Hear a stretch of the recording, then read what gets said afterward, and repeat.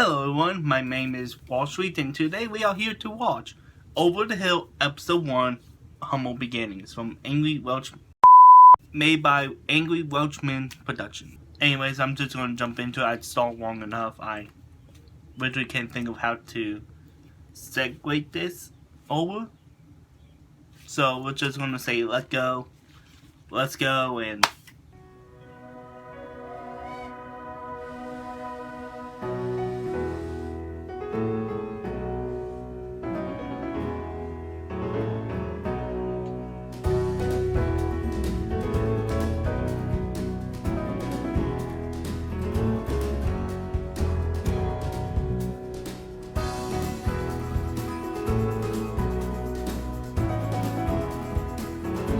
the music is nice.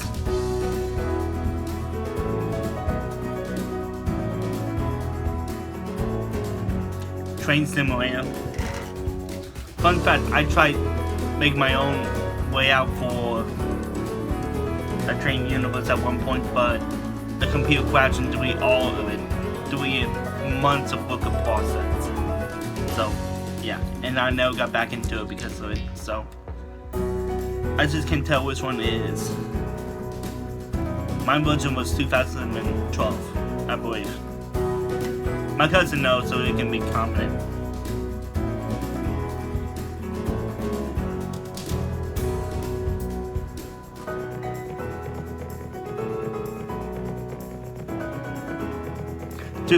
Thank you for answering my question.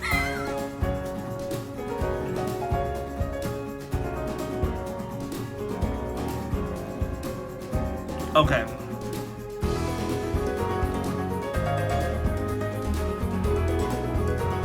Humble Beginnings.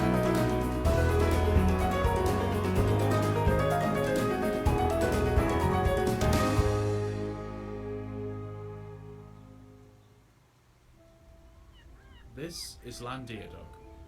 It is a small seaside town that lies 25 miles north of Newport on the coastline of the Bristol Channel. It has fallen on hard times lately.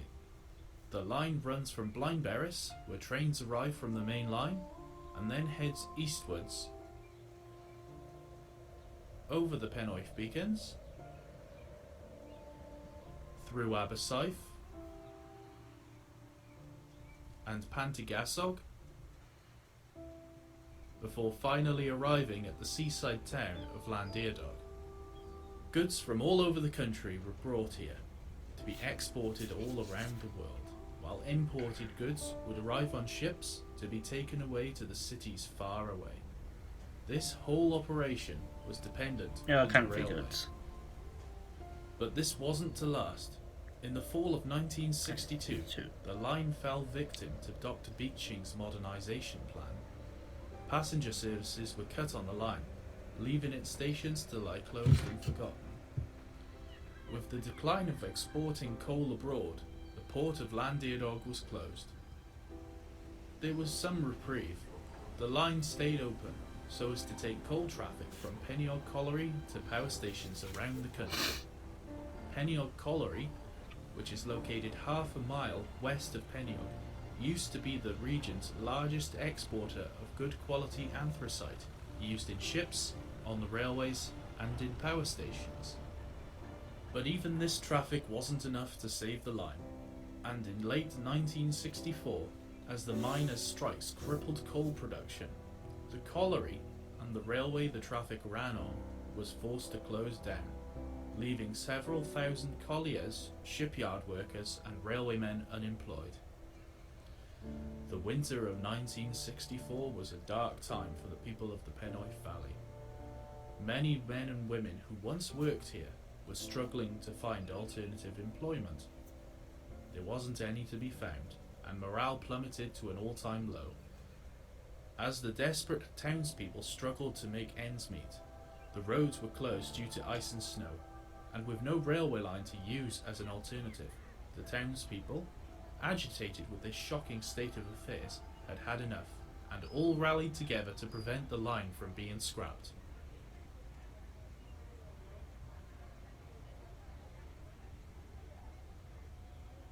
Your attention, please. Your attention, please. Order. Order. I would like to call this meeting to a vote. All those in favour of forming a new railway company to commence running passenger and local freight operations along the line, say aye. Aye. Several local townspeople, all good friends and railway enthusiasts, had clubbed together to form a railway preservation society. Mr. Stovold, a distinguished Air Force pilot who had earned the Victoria Cross for bravery during the Second World War, would act as company chairman. Mr. Dibdin, who retired as shed-master of Blindbarris engine depot when the line closed. With his many years of experience as an engineman, he would act as the head of motive power.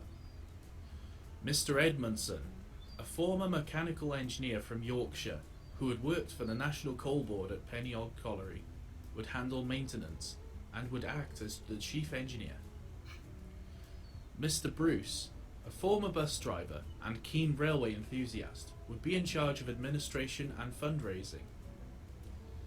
Mr. Julian, a greengrocer who owned a shop in the town, would be in charge of signalling and communications.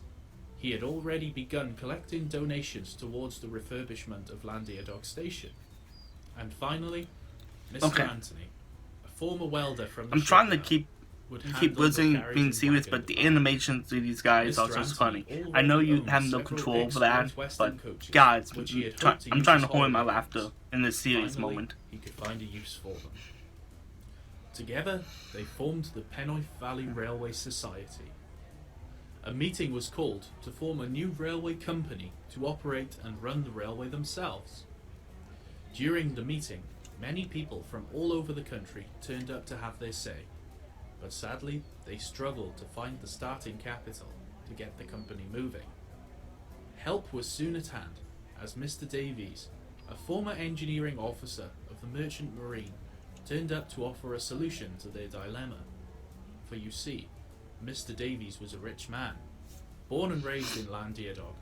A young Mr. Davies ran away to sea when he was just 15 years old, starting a life in the Merchant Navy. He went on to become an engineering officer, rising to the rank of chief engineer, before finally retiring from a long career as a surveyor at the Landiadog shipyard, and a major shareholder of the company.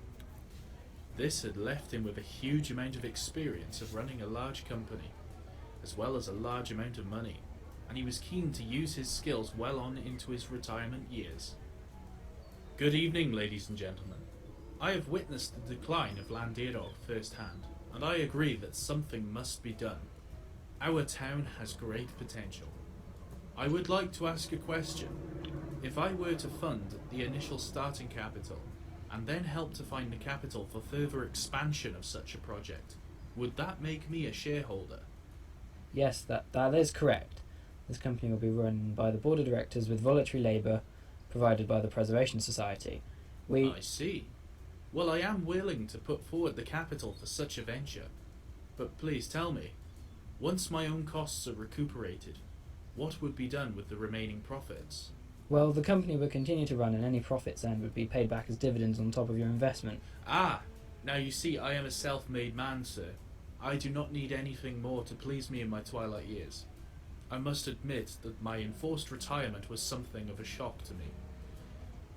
The shipyards of Landiadog have provided employment to the local population for generations, but now that is no more. I am not the type of man to put on my slippers and read the paper, no sir. Should I join you in this venture, I would like to personally take on the role as general manager. I have contacts from my days in the shipping industry who may be very interested in this project, and once my own costs are repaid, I would be quite happy to work at no cost to the company. Call it my little project, if you will.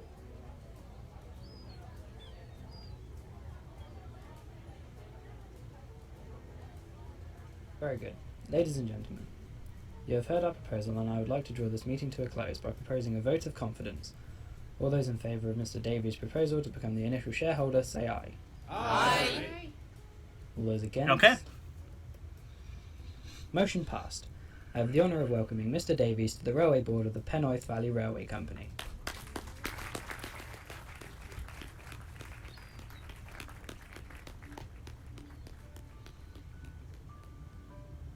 The motion was passed.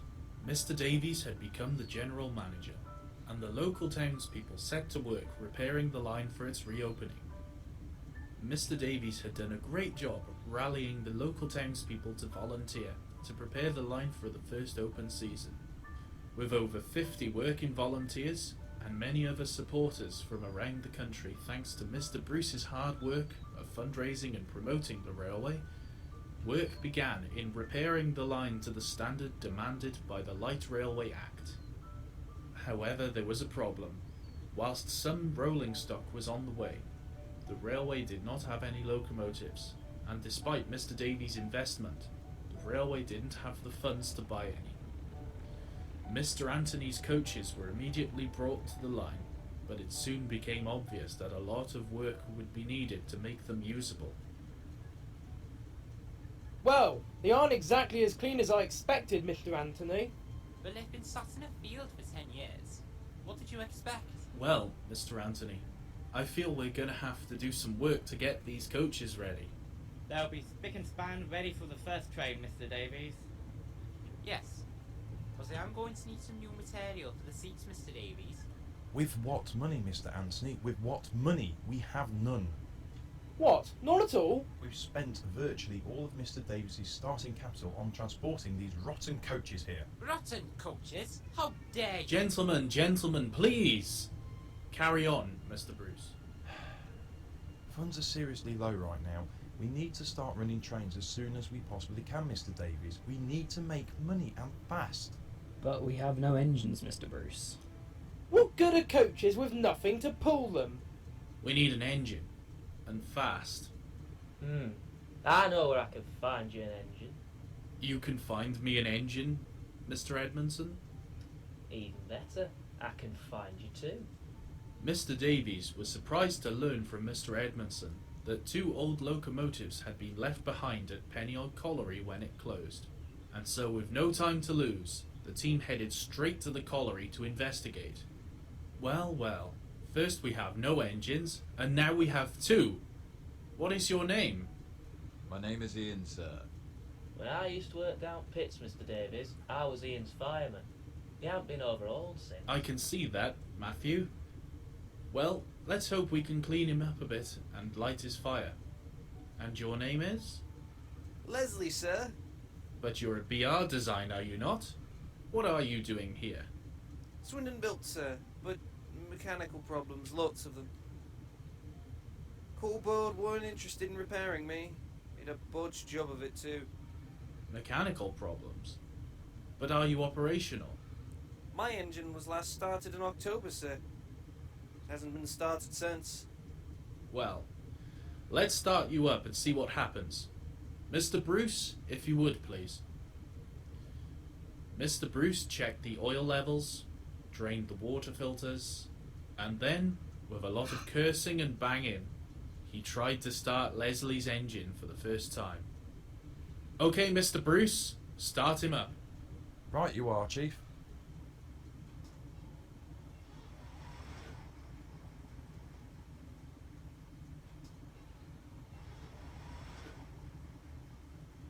Damn. At least the engine's turning over. Come on, start up, you useless piece of junk.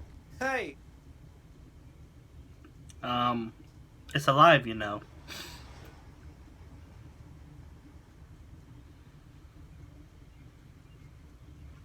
Well, it's not going to fire, Mr. Davies. Keep going, Thomas. Try again. It'll start. I can feel it.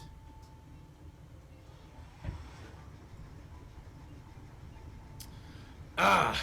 Excellent work, Mr. Bruce. Well done, Leslie. You'll be very useful to us. We need an engine for construction and maintenance trains. Listen up, you two. I am reopening this railway as a preserved line. I am going to need your help to get it up and running. Ian, I'm afraid we can't do anything for you until we get you overhauled. And for that we need money. Leslie, you will help us rebuild the track ready for the running season. Well, I think we can get Ian down to Landerdog. We'll have to grease him up first. I understand. Let's see what we can do.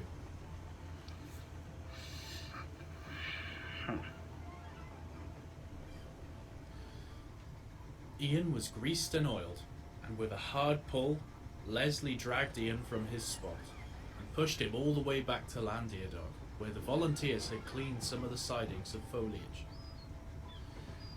Ian's valve gear moaned and groaned loudly the whole way. Once in the yard, they cleaned him up and prepared to light his fire.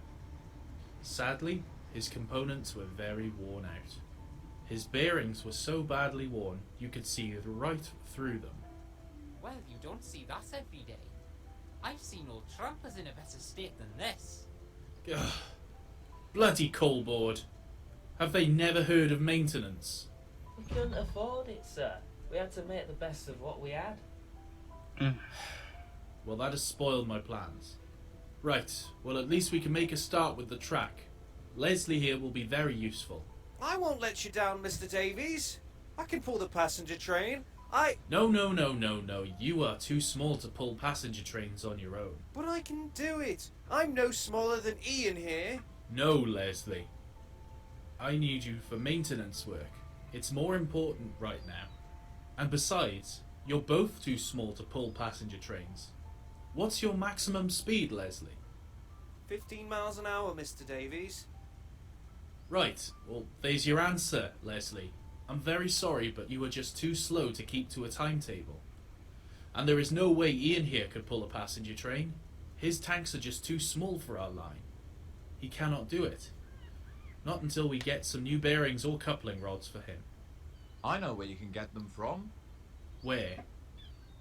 I've heard of a place. It's called Barry Island. They have a scrapyard there. The engines that lived here before talked endlessly of it. Scrapyard. Barry Okay. Island, you say? That's not far from here. I'll have a look tomorrow. Mr. Davies decided to take a drive down to the seaside with his wife one day. And when they were there, they paid a visit Okay, to that's the just notorious creepy. Barry scrapyard. With steam on the western region coming to an end, new engines were arriving in the scrapyard on an almost daily basis. Oh, come on, William. You can play with your trains anytime. Not now, my love. I need to find coupling rods for my engine. Now, let's see. Mr. Davies asked the workmen if they knew of any coupling rods for a J94. Sadly, there were none left. They had all either been bought by other preservationists or scrapped. Mr. Davies sighed and strolled around the yard, amazed at the long lines of stored locomotives, awaiting their fate.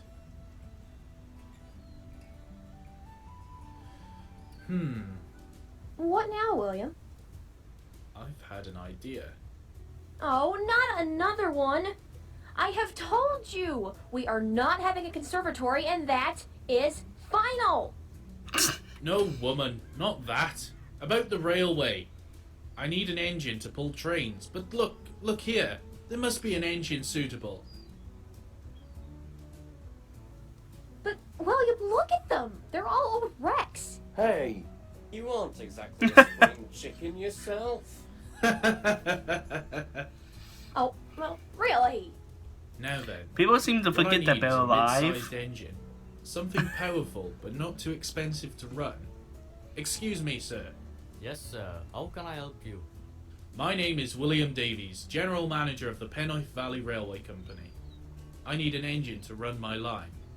Well, you've come to the right place. If you find one suitable, I'll let you have it at scrap value. That's very kind of you. Right then, let's see what you've got. And so, Di Woodham took Mr. Davies around the yard, showing him potential engines for him to buy. How about this? Too big. How about one of these? Too rusty. This would be perfect. How much for this one, my good sir? Sorry, Gav, this one's sold already. Do you have any more like this? Yes, we had one in yesterday.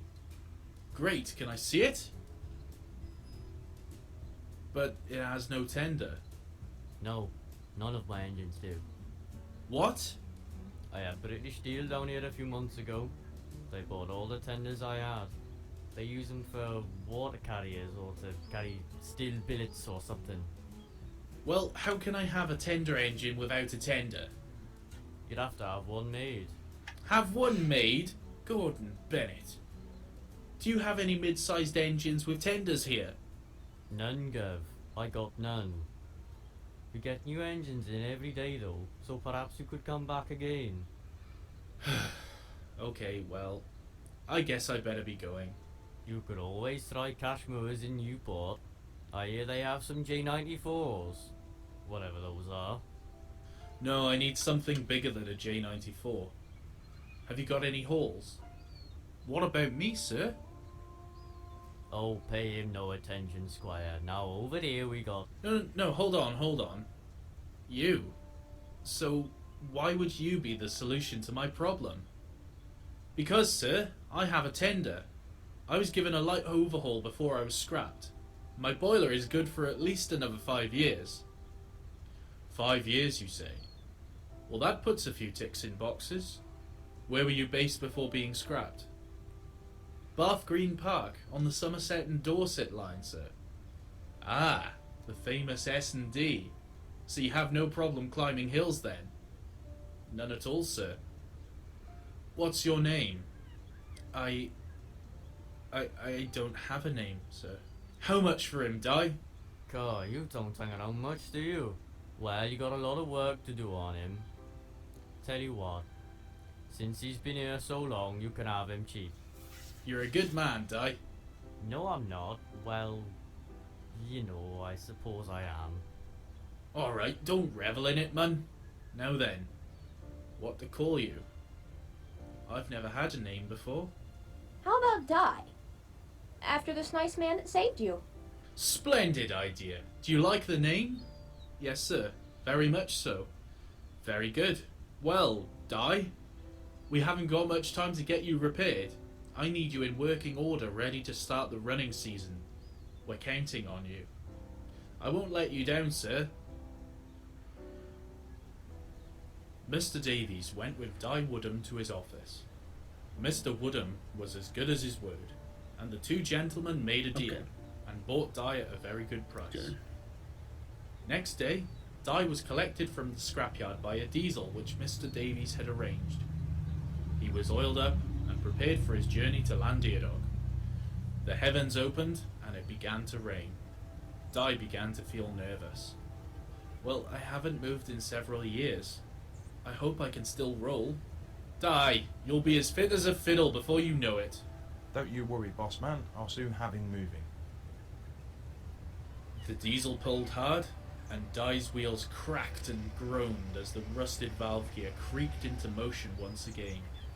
He winced in pain as his valve gear turned for the first time in years. Oh, I'm seized. I'm seized up. Keep going. The diesel kept going, and soon Di's motion was clear.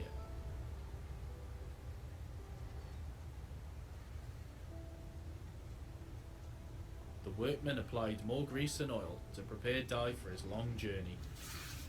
Di said his goodbyes to the other engines of the scrapyard. They were all very happy for him to be going off for preservation at last.